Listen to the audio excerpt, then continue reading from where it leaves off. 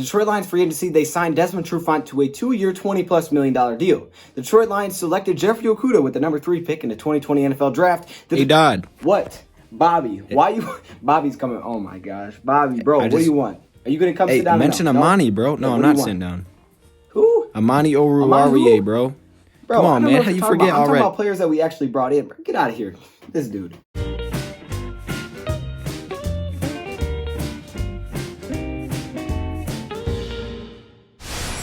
Yes, that's right. We're talking about Amani Oruwariye, the guy that's so underappreciated and so forgotten about right now. Now, I know you guys don't forget about him. We all know as Lions fans, at least most of us do, how much of a beast this guy was. But it's so easy to forget, and it's not your fault, okay? I mean, you can say it's my fault. It's not my fault, though, because the Lions have made moves to go address that cornerback position. Trading Darius Slay was bigger news, right? Going to get Jeffrey Okudah. We signed Desmond Trufant. All these big things are popping off, but yet we're forgetting we have a guy that fell in our lap as an absolute steal in the 2019 draft, and he's still on the roster. And this dude, I thought that if we didn't bring in Jeffrey Okudah, could potentially start, and he would have started this season. But we could still see glimpses of that this year. Anyways, let's talk about Amani just a little bit, just so I can remind you how much of a beast we actually have on this roster, and that's why our secondary is so deep. So we didn't get to see him a lot last season, but if you go back to his college days when he, committed to Vanderbilt and decommitted to follow James Franklin to Penn State, he balled out at Penn State. It was one of the top cornerbacks in the cornerback class for the 2019 NFL draft. He was actually ranked the 5th best cornerback in the draft class. Now, his first year with Penn State didn't go so well, right? 2015 just played all special teams, but that's usually how it goes for those freshmen. However, in 2016, he started to get his feet wet. I use that analogy too much. I need to think of something else. He had 23 total tackles and an interception, which is still solid, don't get me wrong.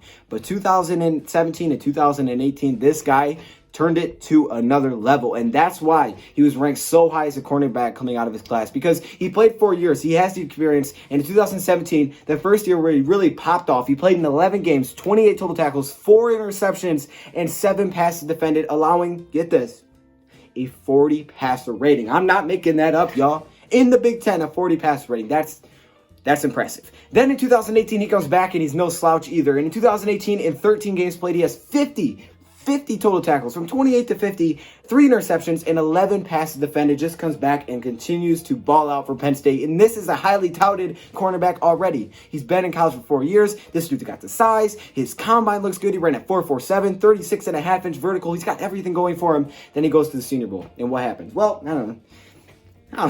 He was the best cornerback in the Senior Bowl. He had the best win rate in one-on-ones. This dude was just flying up boards, and there's no way he falls past day 2, right? This guy's maybe a late day 2 pick, but there's no way he falls past day 2. The Lions were expecting. I'm sure not Lions were not expecting him to fall past day 2. As, Detroit Lions, Bob Quinn, I'm thinking, okay, we should take an early corner. We could use one, but we don't. And I get why they didn't, because it wasn't the most pressing need in that year, but they waited a little bit. Sure, they weren't expecting a guy like Amani to fall to the 5th round. The Lions are sitting there, they're waiting, they're going through their draft board. Every single pick by pick, after on day 3, we're just looking at the board and we're saying, oh my gosh, Amani is the top prospect available. And for some reason, he's never getting picked. He just keeps going. He keeps falling. All of a sudden, he's in the 5th round and he's still on the board. And all of a sudden, the Lions are on the clock and they're probably like, forget that board.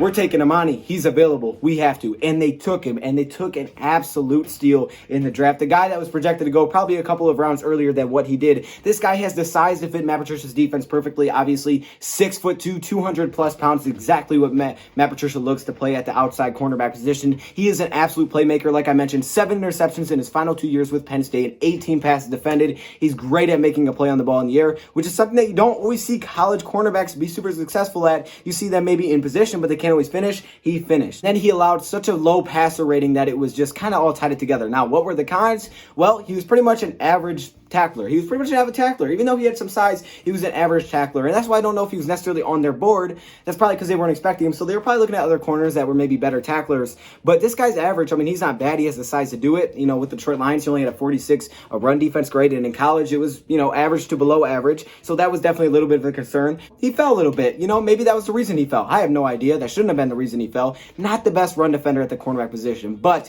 he covered so well. And when the Detroit Lions selected this man, they just knew they got an absolute steal in the draft. And I think many people looked at this as the steal of the draft. I know us Lions fans did for sure. And yeah, this was a heck of a pick. When you look at him last season, he didn't play in too many games for the Detroit Lions. Okay, you know, he kind of waited till the end of the season to really come on and really show us what he could do, right? We didn't get to see him much. He only played 150 snaps at the wide cornerback position and only 36 snaps at that slot cornerback position. So not even 200 snaps, right? A little bit of special teams, but really didn't come on until the end of the season. But once he had the opportunity to show what he could do, he did, okay? Amani Oruwariye came up with 2 interceptions with the Detroit Lions. He had a 71.4 overall grade, a 75.3 grade in coverage, and a 58.6 pass rush grade. Because, you know, we don't blitz our corners that much. This dude is an absolute beast, and he was an absolute steal in 2019. I just wanted to put this video out there to remind y'all, don't forget about my guy, Amani. At some point, this will be the guy to shut down wide receivers across from Jeffrey Okudah. It'll be their show. Right now, we have Desmond Trufant to continue to mentor these young guys, and this secondary is looking good, and it's going to look good for a while. So I just wanted to remind y'all about a beast we currently have on the roster that cannot be forgotten. And shout out to the person that suggested